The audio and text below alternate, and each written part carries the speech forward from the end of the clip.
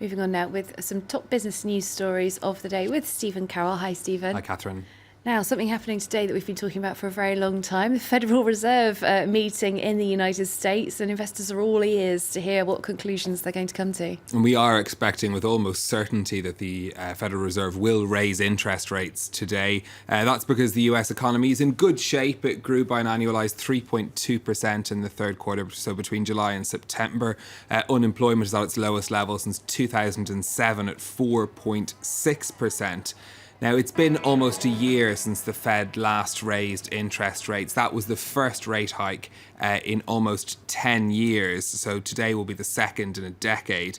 We'll have a graph that we can show you of how interest rates have changed over that time. So you see the falls there, but really it was at record lows for such a long time that the increases really have been quite small. Now, we should have expected the pace of increases to be faster, but things like Brexit had caused uncertainty and caused Janet Yellen and her colleagues at the Federal Reserve to hold fire. Now, the US economy has remained resilient despite those upsets. Donald Trump's election, as you know, has been very good for the markets.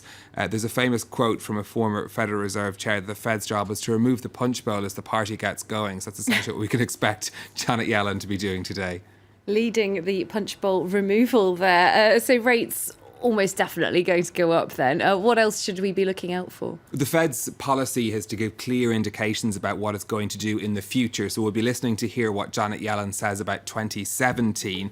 Investors think anyway that Donald Trump's plans for the economy of cutting taxes and boosting spending will be good news. Janet Yellen will be watching closely to make sure the US economy doesn't overheat as a result of that stimulus. Of course, increased interest rates mean that borrowing costs go up. That'll impact people who have mortgages in the United States. It also generally means a stronger dollar, although the markets are really expecting this rate hike with such certainty that we shouldn't expect any major reaction on the markets. All right, what about today, though? How have the markets been trading ahead of that decision? Investors very much focused on what the Federal Reserve is going to do. European shares starting the day in the red, though. We've got oil and gas shares leading the falls. At the start of trading, the French drugs company Sanofi is down almost 2% in Paris after it was reported that it was in talks to buy the Swiss biotech firm Actelion. The Wall Street Journal saying that deal could be worth $30 billion. The Fed also the dominant factor in Asia today in trading today as well. Muted gains, though, in most of the Asian markets in trading. We've just got Shanghai's composite there down about 0.5%. All right, from Asia, we're going to look back sort of halfway around the world to Venezuela. Time is actually running out there for Venezuelans to exchange currency, one of the most common notes, before it becomes completely worthless at the end of Wednesday. Wednesday night is the deadline for exchanging the 100 bolivar note, which accounts for around half of all banknotes in circulation.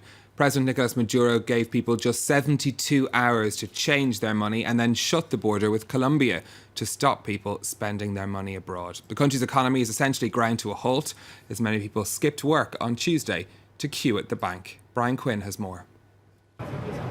It's the final hours for Venezuelans to turn in their cash.